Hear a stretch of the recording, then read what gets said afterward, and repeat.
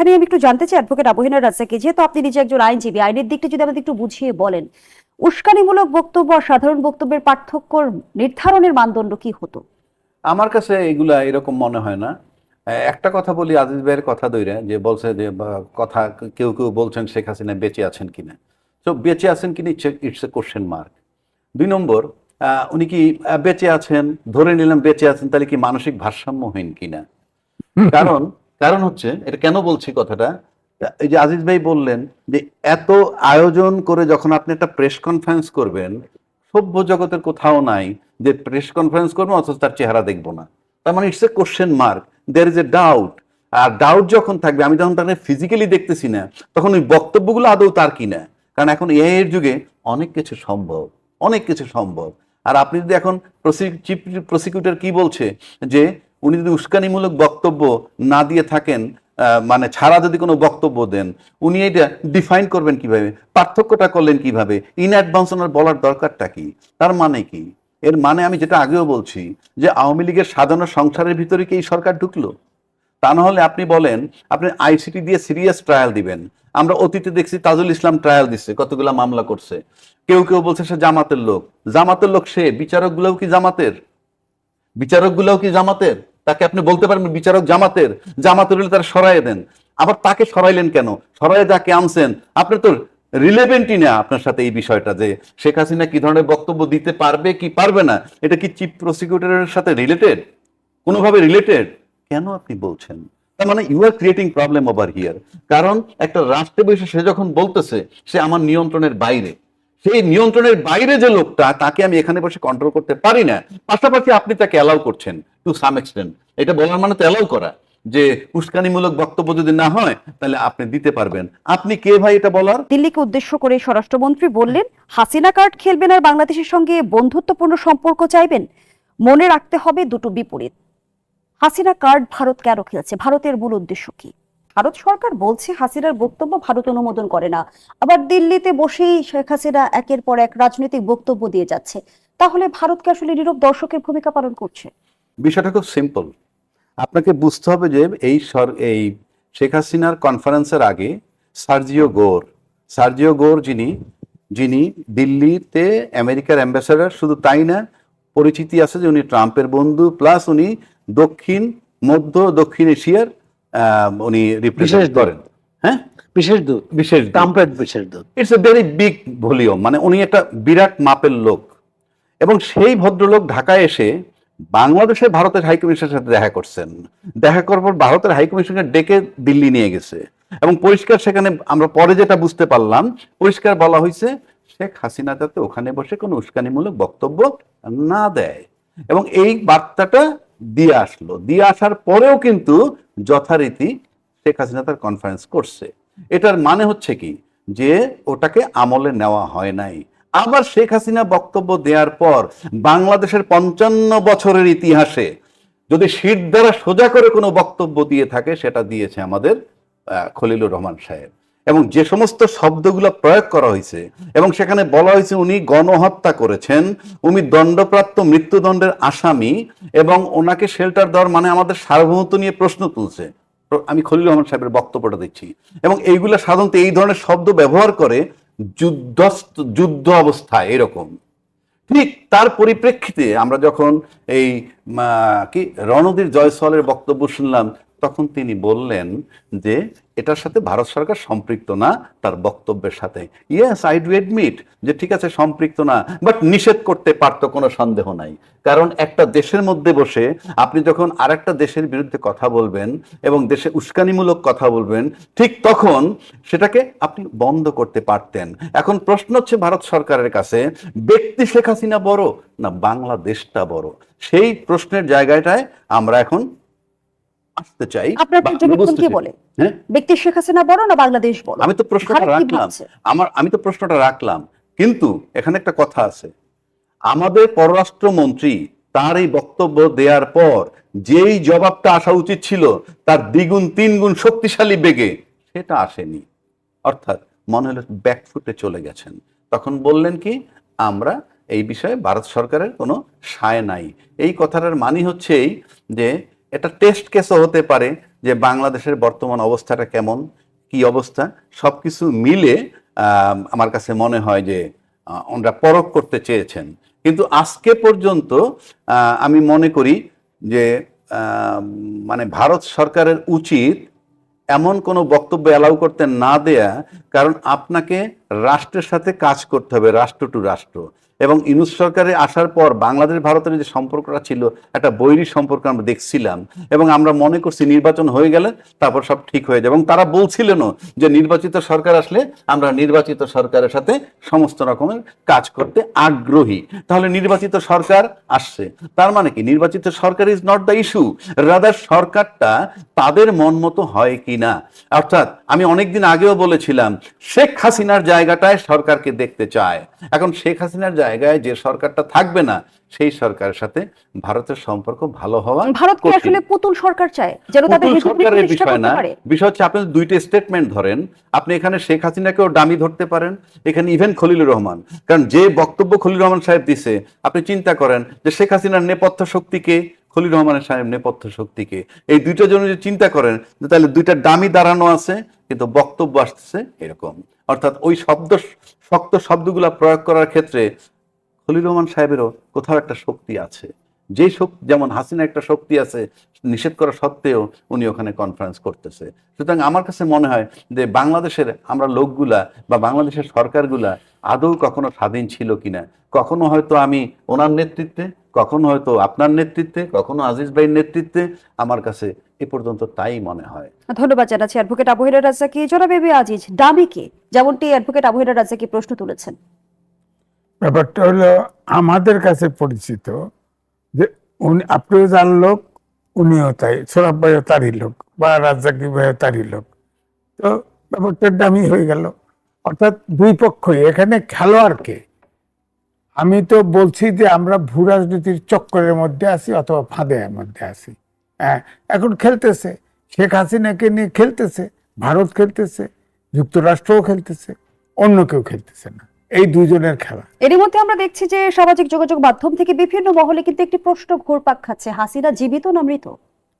না, এটা বলছে এই কারণেই যে ধরেন সোরাব ভাই ও প্রবীণ, আমি তো ধরেন 78 সাল থেকে প্রফেশনে, আর অবজারভারে আসছি 80 সালে। আমি সেখান থেকেও যদি কাউন্ট হয়, কোনো ব্যক্তি, কোনো রাজনীতিবিদ, কোনো ব্যক্তি প্রেস কনফারেন্স করছে, তার চেহারা দেখা যায় নাই অথবা রিপোর্টারের চেহারা দেখা যায় নাই, এরকম ইতিহাস আমি দেখিনি।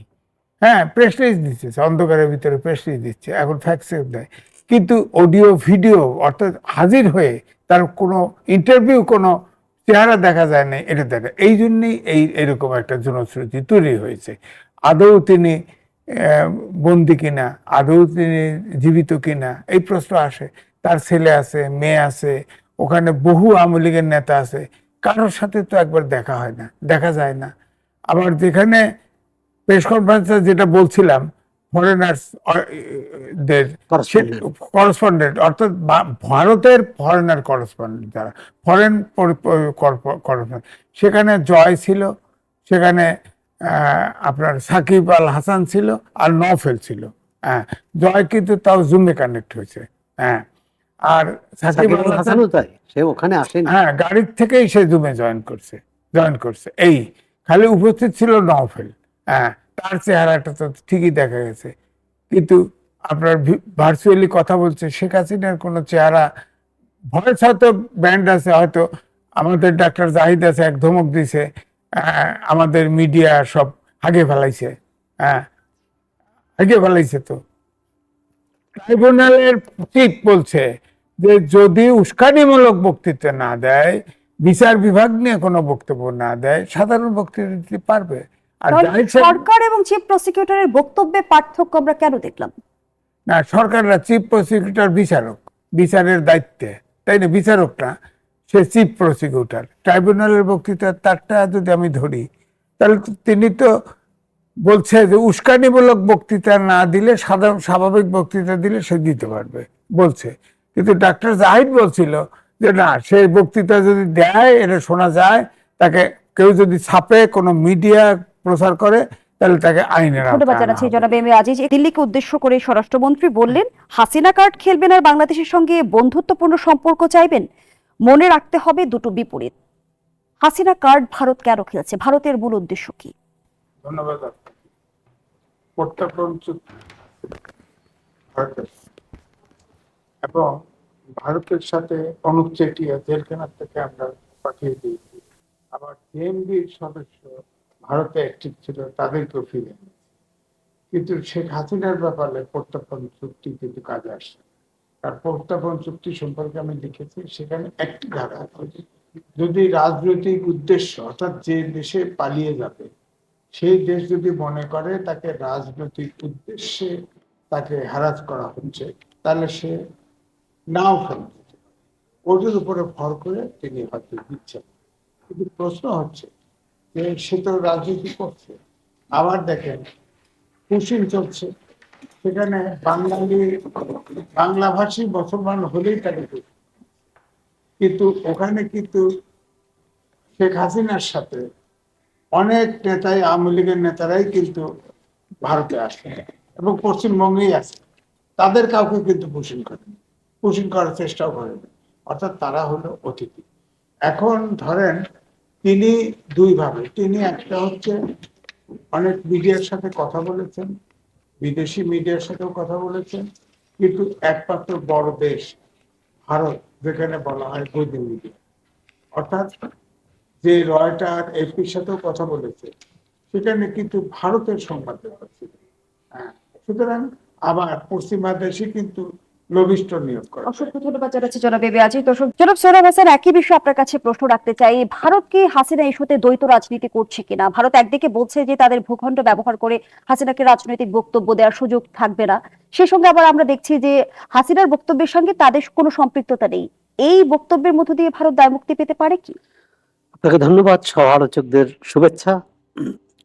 বিষয়টি কি শুধু আইন শৃঙ্খলা জনিত বা অবশ্যই কূটনৈতিক এবং রাজনৈতিক প্রশ্ন আছে কিনা?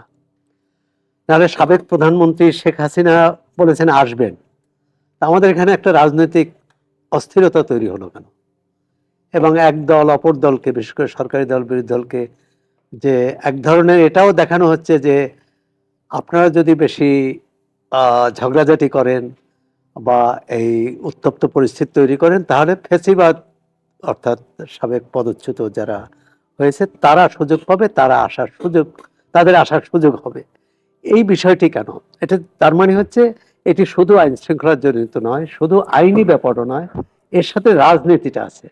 এটি সরকারও প্রত্যক্ষ বা পরোক্ষভাবে স্বীকার করেছে, বিরোধী দলও স্বীকার করেছে। এখন রাজনৈতিক সমস্যার সমাধান আমি মনে করি রাজনৈতিকভাবেই হওয়া উচিত। সেটি কিভাবে হবে জানি না। একটা হতে পারে যে ট্রুথ অ্যান্ড রিকনসিলিয়েশন, দায় স্বীকার করবে, দায় স্বীকারের পর একটা কিভাবে সমঝোতা, জাতীয় সমঝোতা হতে পারে বা পুনরেকীকরণ হতে পারে, সেটি একটি। আরেকটি হচ্ছে যে যেভাবে বলেছে যে আজিজ ভাই যেমন বললেন যে অনুপ চেটিয়ার ক্ষেত্রে যা হয়েছে শেখ হাসিনার ক্ষেত্রে সেটা হবে কিনা, আর সেটা দেখতে পারে দুই দেশেই চেষ্টা করে।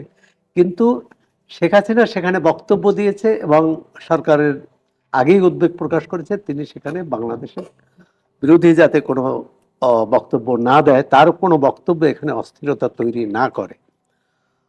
ভারত সরকার তার বক্তব্য কিন্তু গ্রহণ করেনি, বলেছে বাংলাদেশের সরকারের বিরুদ্ধে শেখ হাসিনা যা বলেছেন তার সাথে ভারত সরকারের কোনো সম্পর্ক নেই, আমরা এটি অনুমোদনও করি না।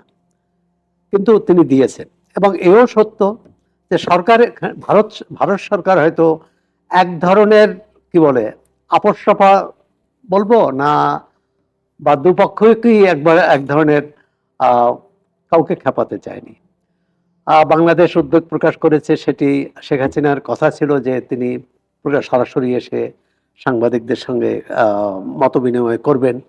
সেটি কিন্তু ভারত সরকারের, আমার যতটা ধারণা যে ভারত সরকারের অসম্মতির কারণেই তিনি আসেননি, অথবা ভারত সরকার সেটা অনুমোদন করেনি। তার প্রশ্ন, তাহলে তিনি যে কথাটি বলেছেন সেটিকে অনুমোদন করেছে? সেটা তারা আর বলছে করেনি।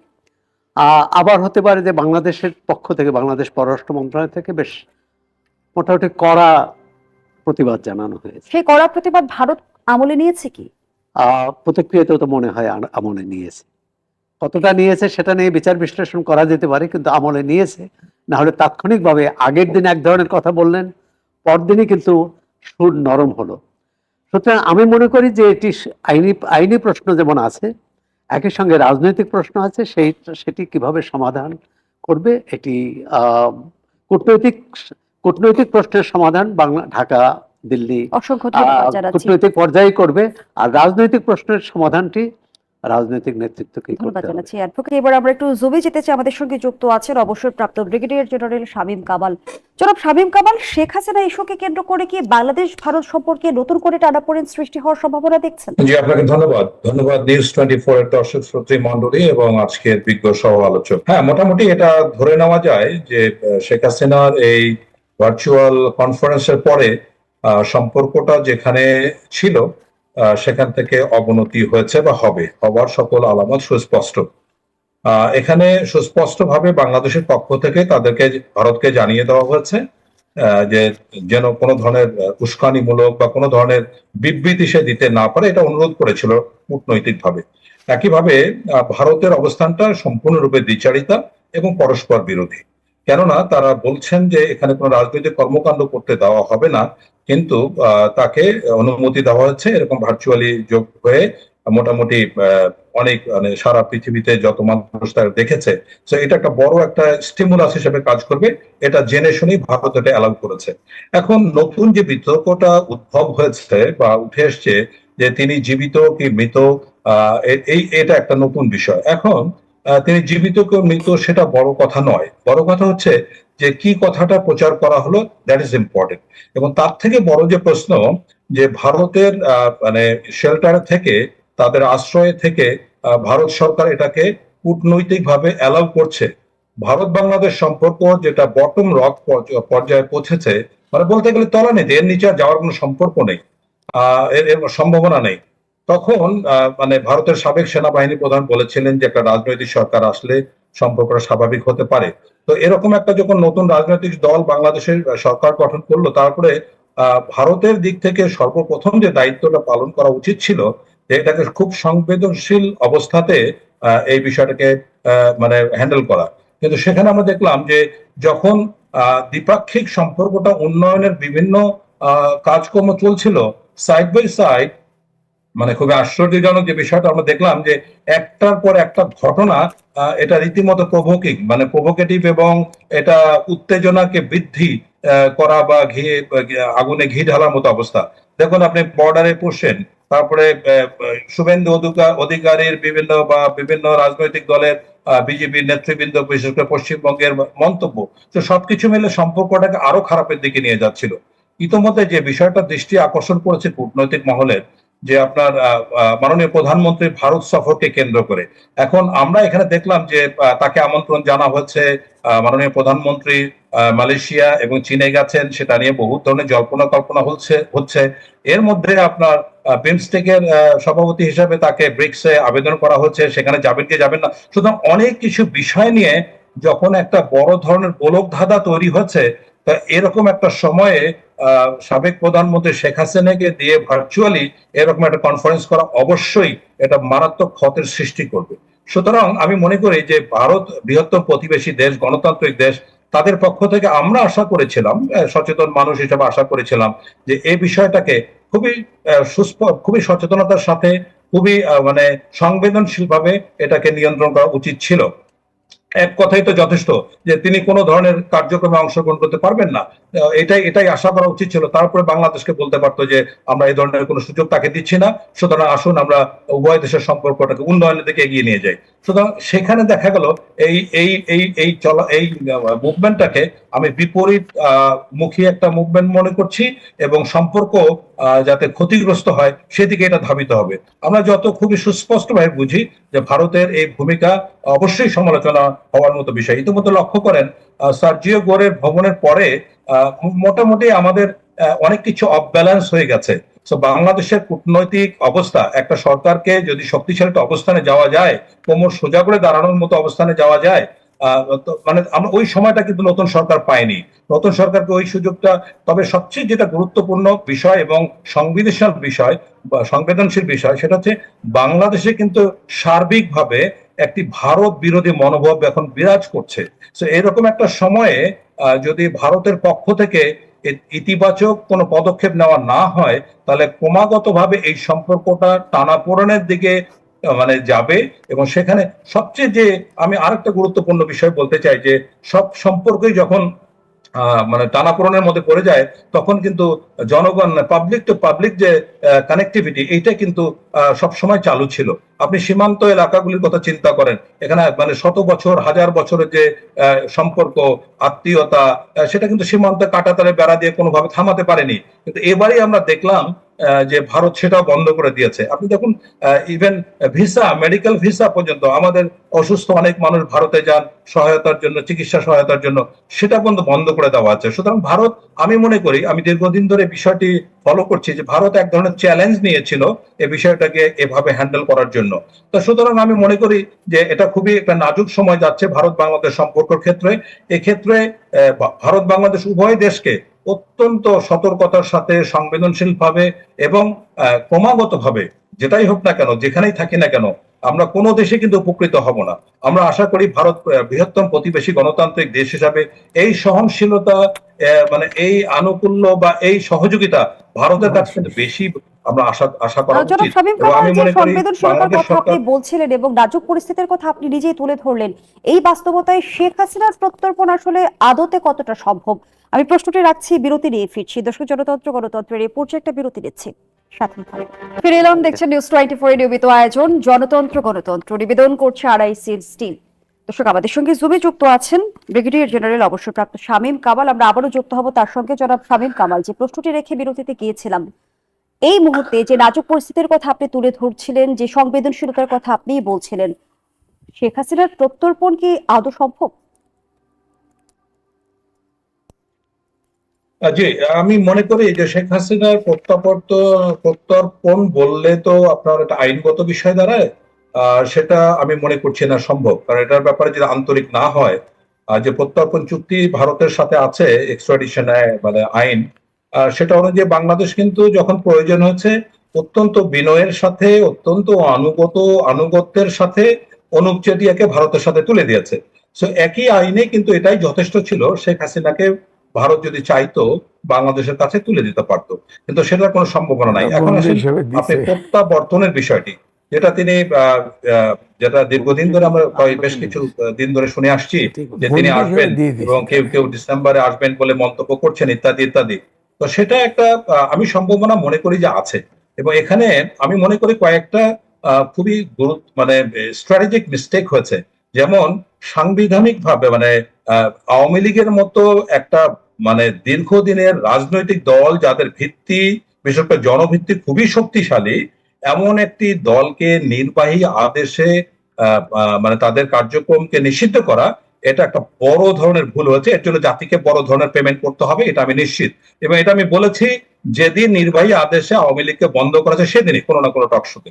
এবং তারপর আমি ক্রমাগতভাবে বলে আসি, আপনি দেখুন এই যে এত বড় একটা হত্যাকাণ্ড হলো, যদি 1400 লোককে হত্যা করে, মানুষ হত্যা হয়ে থাকে, শিশু সহ 14 জন মানুষেরও কিন্তু বিচার করা গেল না, তাহলে এই যে অন্তর্বর্তীকালীন সরকারের সময় যে যে এজেন্ডা ছিল, বিচার, সংস্কার এবং নির্বাচন, কোনোটাই কিন্তু সঠিকভাবে হলো না। এবং কোন রকম একটা নির্বাচন, সেই নির্বাচন নিয়ে এখন মানে ইঞ্জিনিয়ারিং, ডক্টরিং, অনেক গল্প বা রূপকথা আমরা শুনছি। তো সবকিছু মিলে আন্দোলনটা, এটাকে গণ অভ্যুত্থান, ছাত্র অভ্যুত্থান, হাঙ্গামা, এই ধরনের একটা নেতিবাচক কনোটেশনের মধ্যে ফেলে দেওয়া হয়েছে। এক কথায় এই আন্দোলন সম্পূর্ণরূপে ব্যর্থ হয়েছে। এখন শেখ হাসিনাকে আমরা যেরকম তার মেজাজ মর্জি বুঝি, তার ফেরার একটা সম্ভাবনা আমি মনে করি হয়তো আছে। এবং সেটা যদি হয়, তাহলে আমি মনে করি এই মানে নতুন নির্বাচিত সরকার ডিসেম্বরে যদি আসেন, তারপরে একটা টালমাটাল পরিস্থিতি হবে, তাতে কোনো সন্দেহ নাই। অসংখ্য কেননা ধন্যবাদ জানাচ্ছি বাংলাদেশে এখন জনাব একটা শামীম কামাল।